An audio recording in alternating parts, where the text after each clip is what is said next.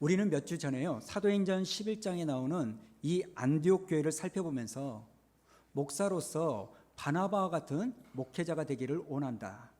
그리고 여러분은 안디옥 교회 성도들과 같이 어떤 성도요?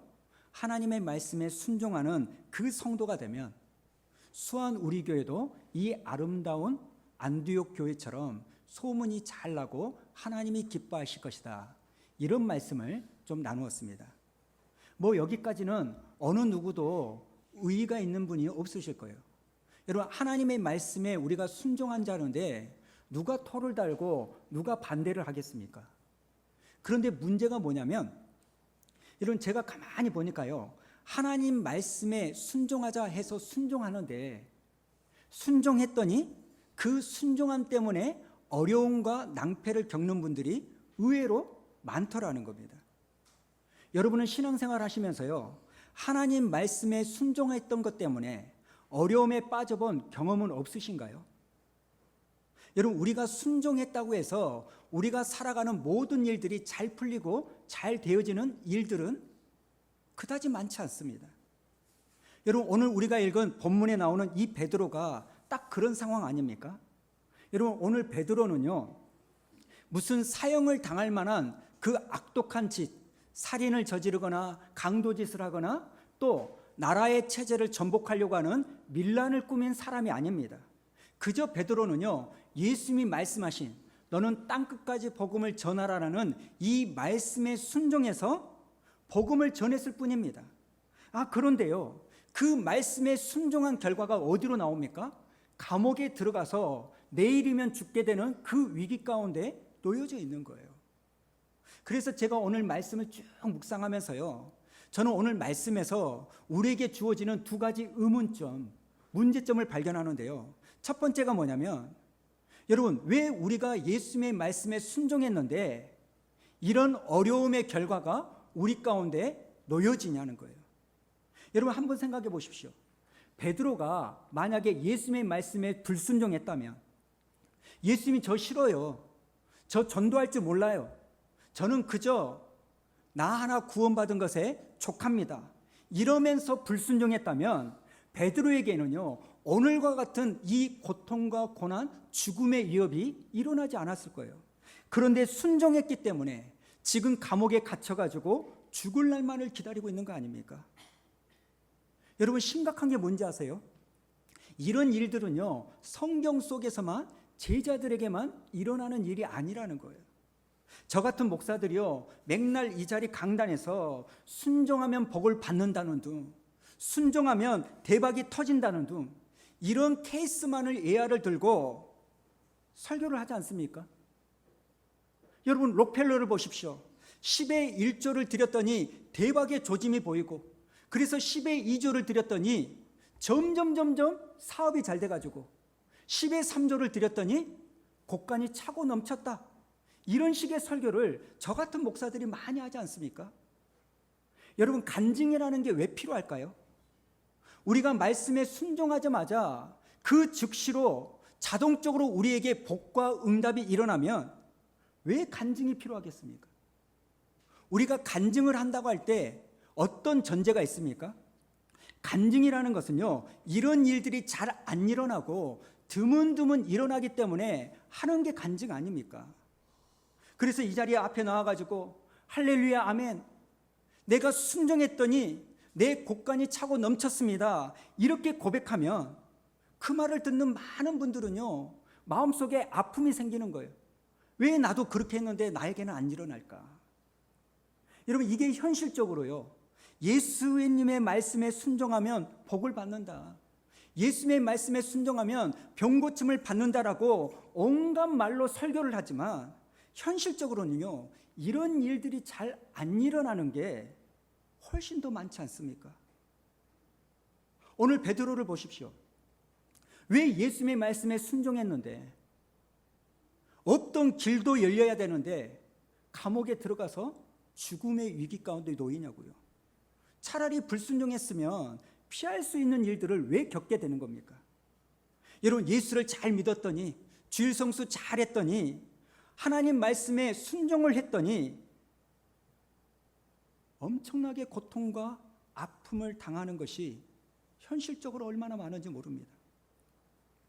지금 여러분의 표정이요, 저 목사가 뒷감당을 어떻게 하려고 이런 말들을 할까, 그런 표정인데요. 여러분 걱정하지 마시고요, 공감이 되시면 공감해 주시면 돼요. 이게 현실 아닙니까? 사실 여러분, 오늘에라도요 하나님의 말씀에 순종하다가 오늘 본문에 나오는 베드로처럼 어려움을 겪는 성도들이 의외로 많습니다. 이게 제가 오늘 말씀에서 의문을 가진 첫 번째 질문입니다.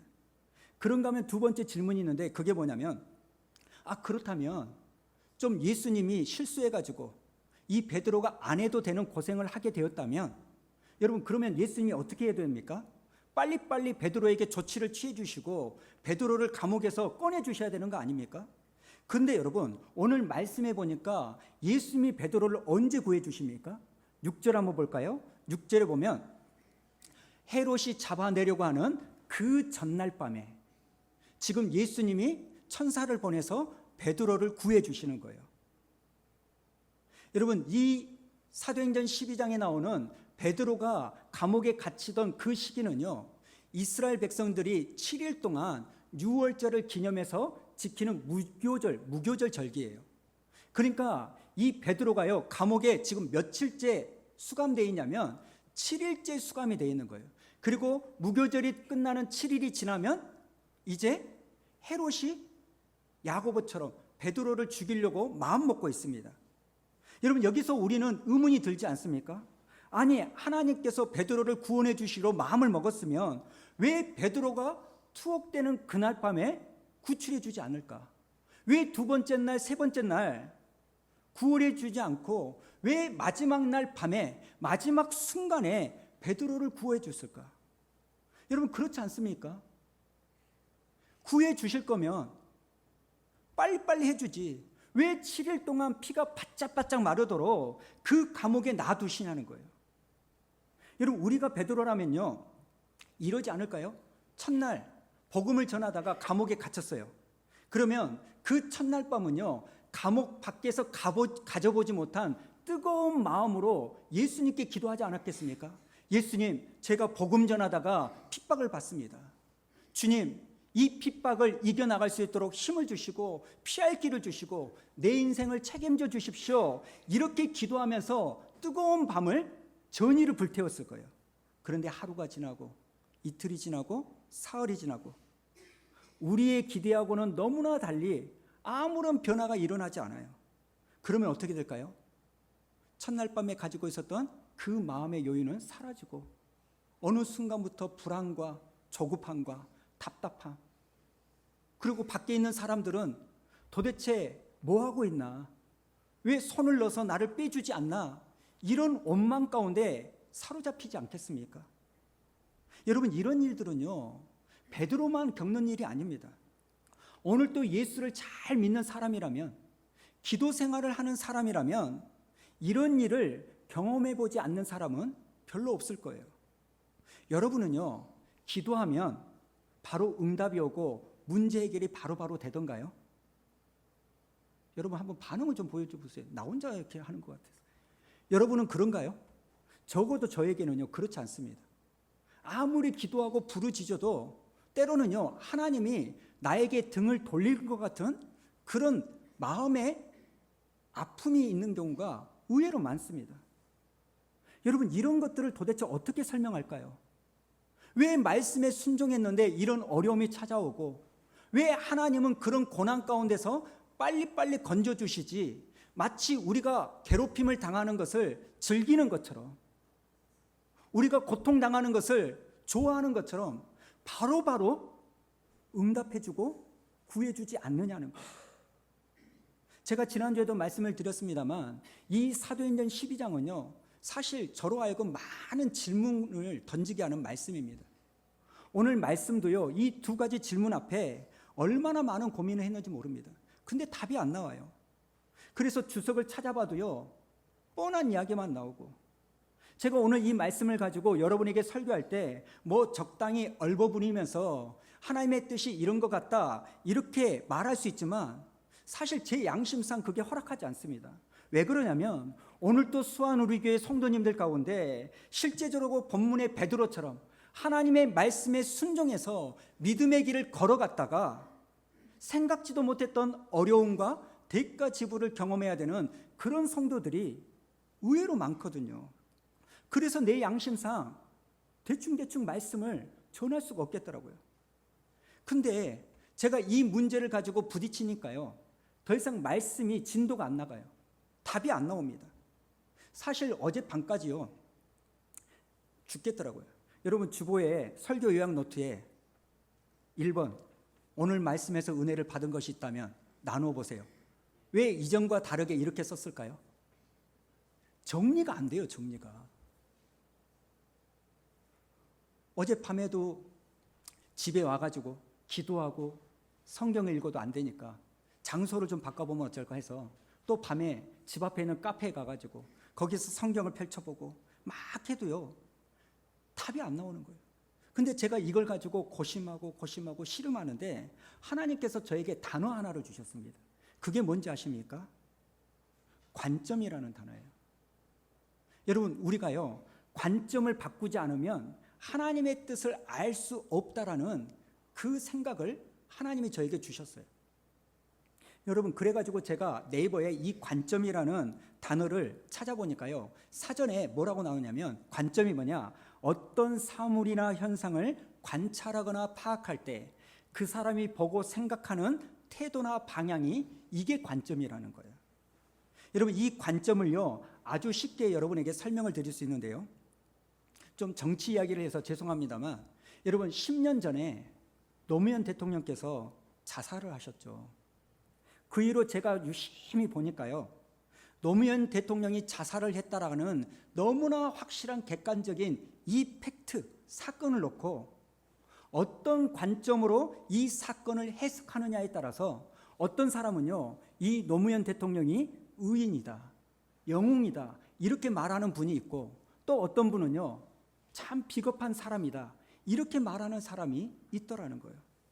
여러분, 이것은요, 2년 전에 최순실의 국정농단 사건도 그렇고, 지금 온통 나라를 휩쓸고 있는 조국 법무부 장관 이 사건을 놓고도요, 사건은 하나인데 그거에 대한 해석이 너무너무 다르지 않습니까?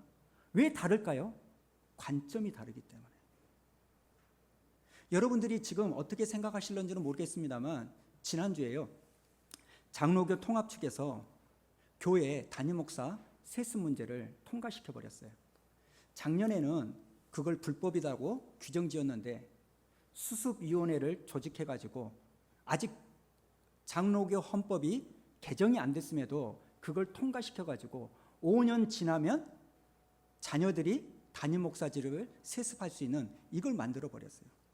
여러분, 우리가요, 이 세습에 대해서 우리의 생각만을 가지는 것이 아니라 세상이 이걸 어떻게 보느냐, 특별히 젊은 청년들이 이걸 어떻게 보느냐를 우리가 알아야 되는 거예요. 여러분, 우리 청년들은요, 지금 어느 시대에 삽니까? 금수저, 흙수저, 이렇게 나누어지는 시대에 살고 있어요. 그래서 우리 청년들은요, 어떤 무엇보다도 공정한 기회에 대한 예민한 생각을 가지고 있는 거 아닙니까?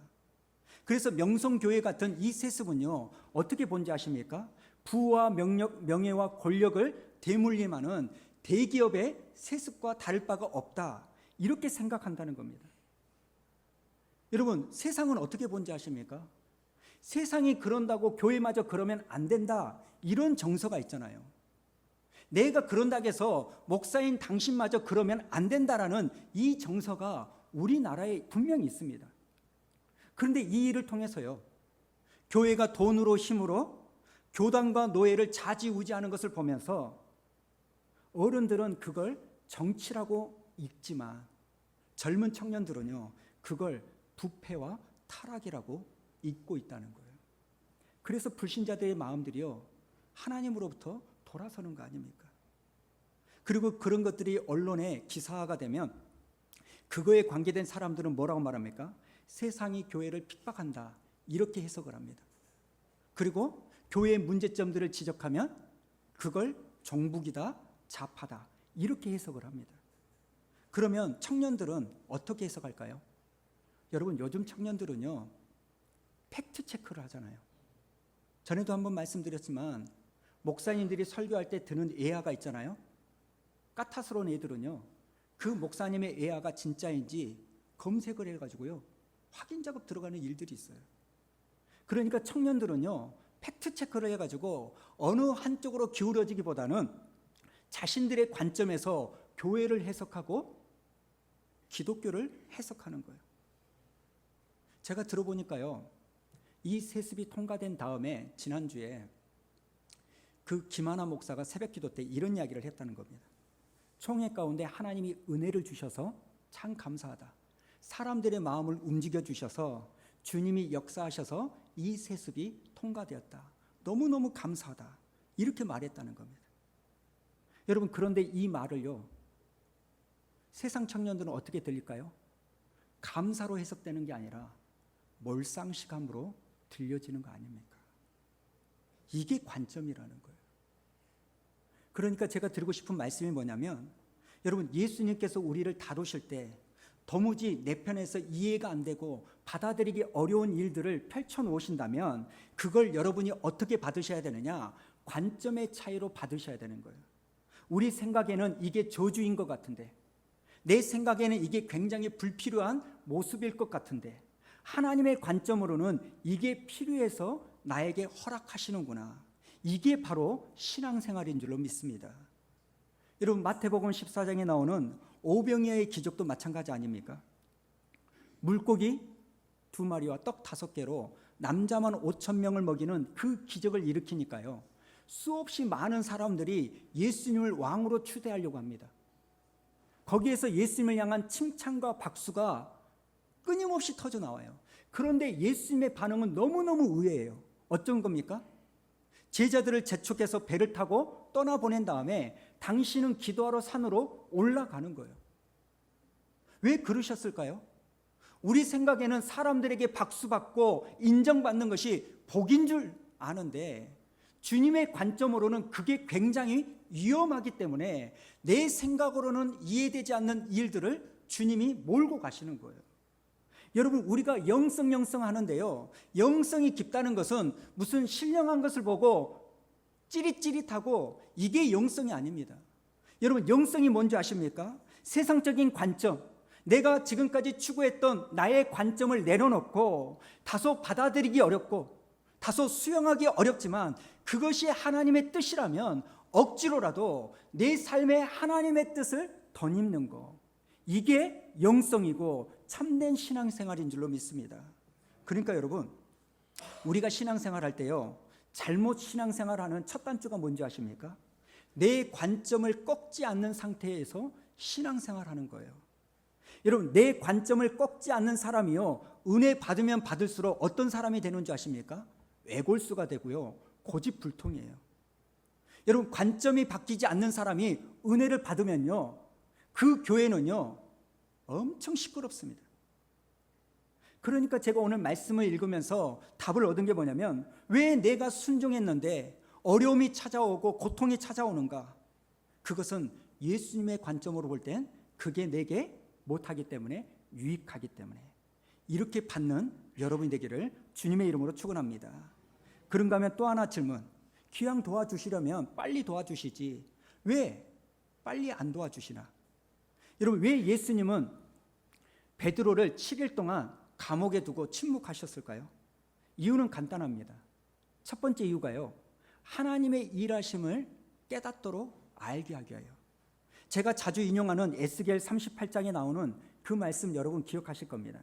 자, 38장 35절과 36절 읽어볼까요? 시작. 사람이 이르기를 이 땅이 한파였더니 이제는 에덴 동산같이 되었고 황야하고 정화하고 무너진 성들의 성벽과 주민이 있다 하리니, 너희 사방에 남은 이방 사람이 나 여호와가 무너진 곳을 건축하며 황폐한 자리에 심은 줄을 알리라. 나 여호와가 말하였으니 이루리라.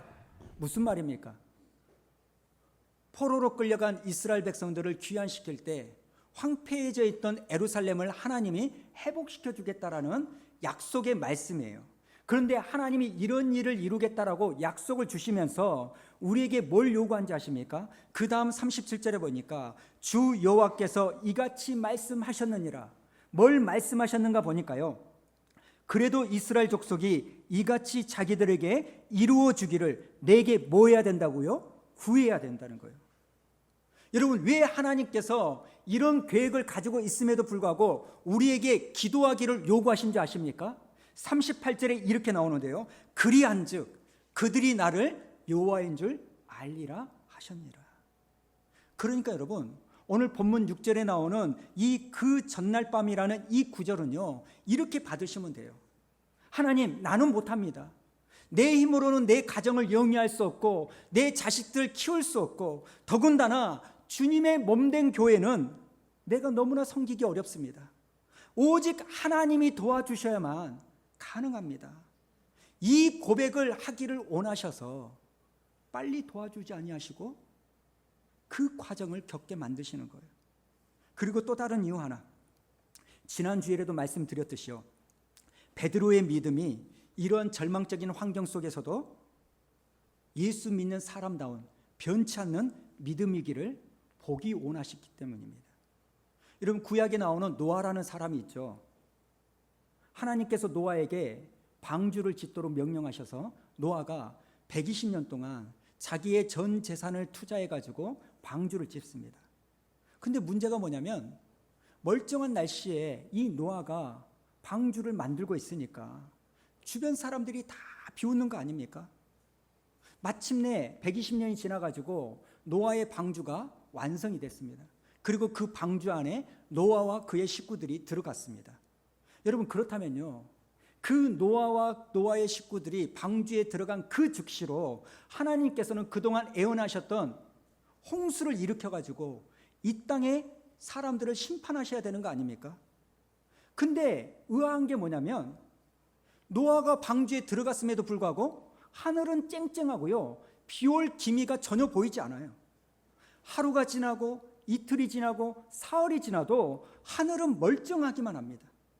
아마도 동네 사람들은요, 노아가 자기 식구들을 데리고 방주에 들어갈 때 혹시 이러면서 긴장했을지도 모릅니다. 그런데 시간이 지나도 여전한 걸 보고 어떻게 생각했을까요? 그러면 그렇지, 무슨 홍수야, 그러면서요 노아를 비웃었을 거 아닙니까? 여러분, 우리라면요, 내가 틀린 거 아닌가?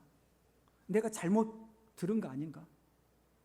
내가 괜히 전 재산 투자해가지고 방주 만든 이상한 짓 하는 거 아닌가?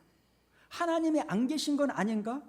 이런 극도의 불안함과 두려움에 사로잡혀가지고요, 믿음으로 만든 그 방주에서 견디지 못하고 뛰어나왔을 것 같은데 노아는요, 추호의 흔들림도 없었어요. 마침내 언제 일어납니까? 7일 후에 홍수가 일어나서 이 땅을 심판하는 거예요. 여러분, 왜 하나님께서는 노아의 가족이 방주에 들어간 그 순간에 비가 쏟아지게 만들지 않았을까요? 왜 7일 동안 할 일 없이 방주 속에서 노아가 기다리도록 만들었을까요? 여러분, 하나님께서 우리를 괴롭히기 위하여 그런 일을 하셨을까요? 결코 그렇지 않습니다. 노아의 믿음이 어떤 상황에서도 변치 않다라는 것을 보기 위해서 하나님이 그렇게 인도하셨다는 거예요. 그렇기 때문에 여러분 중에 베드로처럼 노아와 같은 처지에 놓여 있는 그런 분들이 계십니까?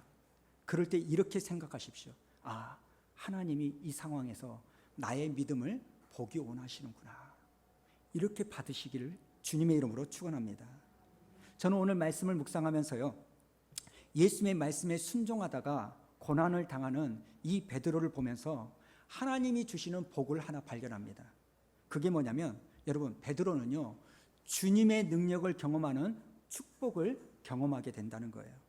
무슨 말이냐면 여러분, 베드로가 천사에 의하여 감옥에서 탈출하는 그 기적은 뭐가 전제됐기 때문에 그 기적을 경험합니까? 감옥에 갇혔기 때문에 그 기적을 경험하는 거예요. 어제 성경 공부 때도 좀 이야기를 나눴습니다만 여러분, 다윗이 골리앗을 이긴 게 기적이죠. 키가 3m나 되는 이 엄청난 사람을 다윗이요 물맷돌 5개로 이깁니다. 그런데 여러분 다윗이 골리앗을 이긴 게 기적이지만 더 큰 기적이 뭔지 아십니까? 다윗이 골리앗과 싸우러 나갔다는 게 기적이에요. 우리는요 골리앗을 보면요 싸울 엄두를 못 내요. 그러나 다윗은요 그 골리앗과 싸워 이기려고 나간 게 기적이에요. 여러분 다윗이 어떻게 골리앗을 이길 수 있을까요? 싸우러 나갔기 때문에 이긴 거 아닙니까? 예수님의 어머니 마리아가 있죠.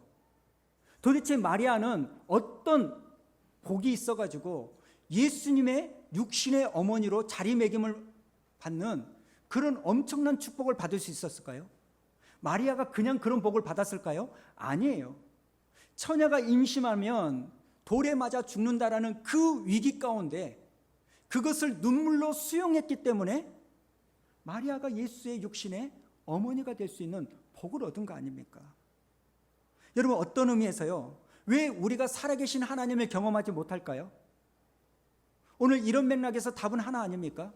하나님이 일하실 만한, 하나님이 역사하실 만한, 하나님이 응답하실 만한 그곳에 우리가 들어가지 않기 때문에 저는 오늘 말씀에 순종하다가 겪는 이 아픔과 가슴앓이가 있다면 그것이 곧 변장하고 찾아오는 하나님의 축복임을 기대하며 잘 견디시는 은혜가 있기를 주님의 이름으로 축원합니다. 말씀 한 가지만 나누고 마무리할 텐데요. 사실 저는 어젯밤에 이제 날이 밝으면 죽게 되는 이 베드로를 보면서 예수 그리스도를 자기 인생의 배경으로 삼았던 이 베드로를 보면서 참 많은 은혜와 하나님 앞에 감사함을 가졌습니다. 이유는 딱 하나예요. 베드로의 모습이 나의 모습이니까요. 사실 우리가 잘 아는 것처럼 이 베드로는요 예수님의 제자이기는 했지만 믿음이 그렇게 좋은 제자는 아니었습니다. 베드로는 다혈질이었고요, 환경에 왔다 갔다 했던 사람이었고, 말은 큰 소리 치지만 말한 것을 지키지 못한 그런 사람이었어요. 그런데 제가요 어젯밤에요 이 베드로의 인생을 쭉 성경을 보면서 훑어봤습니다. 마태복음 16장에서 예수님께서 너희는 나를 누구라 하느냐 이 질문에 베드로가 뭐라고 말합니까? 주는 그리스도시요 살아계신 하나님의 아들입니다라고 이렇게 대답할 때 우리는요 베드로의 믿음이 엄청 큰 것인 줄로 알았어요. 그런데 이 고백을 한 바로 직후에 예수님께서 당신의 죽음을 예고하시니까 어떻게 합니까? 예수님 그런 말 하지 마십시오. 그러면서 오히려 예수님을요 꾸짖습니다. 여기서 항변하여 이르되라는 이 말은요 예수님을 꾸짖었다는 거예요. 민망하게도요 베드로 자기가요 예수님의 주인 노릇을 하고 있는 거 아닙니까? 오죽했으면 예수님이 뭐라고 말합니까? 사탄아 뒤로 물러가라 이렇게 말했을 정도예요. 예수님께서 제자들과 최후 만찬을 하실 때도요 너희들이 나를 팔 것이다 이렇게 말씀하니까 베드로가 뭐라고 말합니까? 다른 사람은 다 주님을 버릴지라도 나는 주님을 버리지 않겠습니다. 대단한 신앙의 소유자인 것처럼 큰 소리를 칩니다. 그러나 그 말을 했던 바로 몇 시간 뒤에 예수님의 면전에서 주님을 3번이나 부인하는 예수님과 아무런 상관이 없는 사람처럼 이 베드로의 모습이 드러나는 거예요. 베드로가요 새벽닭의 울음소리에 자기의 잘못을 뉘우치고 통곡할 때 우리는요 베드로가 잃어버렸던 믿음을 회복하는 것처럼 봤습니다. 그러나 예수님께서 십자가에 달려 죽으시는 그 결정적인 순간에 예수님을 버리고 도망가 버린 이 베드로는요 누가 뭐라해도 믿음의 사람이라고 말할 수가 없는 거예요. 그러나 여러분 오늘 본문에 나오는 이 베드로는요 더 이상의 예전의 베드로가 아니잖아요. 베드로는 죽기 전날까지도 이전과는 달리 어떤 어려움과 위협이 있다 할지라도 하나님을 믿는 예수님을 믿는 믿음의 모습을 포기하지 않습니다. 제가 무슨 말씀을 드리고 싶냐면요 베드로를 띄엄띄엄 보면 베드로는요 천하의 못쓸 놈이에요. 믿을 사람이 아닙니다. 그러나 베드로의 전체 일생을 놓고 보니까 베드로는 하나님의 손에 붙들려서 그의 인생이 변화되고 성장되고 있다는 거예요. 여러분, 이게 저에게 얼마나 은혜가 되는지 아십니까? 내 삶을 띄엄띄엄 하루하루 사건으로 보면 저같이 믿음 없는 목사는 없어요. 왔다 갔다 줏대가 없는 그런 사람이 없어요. 때로는 저도요, 제 자신을 보고 실망할 때가 한두 번이 아닙니다. 그러나 오늘 소망을 갖는 게 뭡니까? 비록 띄엄띄엄 보면 그렇게 보인다 할지라도 전체의 일생을 보면 나도 베드로처럼 하나님의 손에 붙들려서 변화되고 있고 성장하고 있다는 거예요. 사랑하는 성도 여러분, 이미 하나님을 내 아버지로 모시고 계시고 예수를 나의 구주와 주님으로 영접하고 사는 여러분들에게는요, 여러분이 인식을 하든 못하든 간에 하나님이 여러분을 위하여 일하고 계시고 인도하고 보호하고 계신 줄로 믿습니다. 사실 저는 제 마음이 힘들 때 흥얼거리는 찬양이 있어요. 가사가 너무너무 제 마음에 와닿기 때문입니다.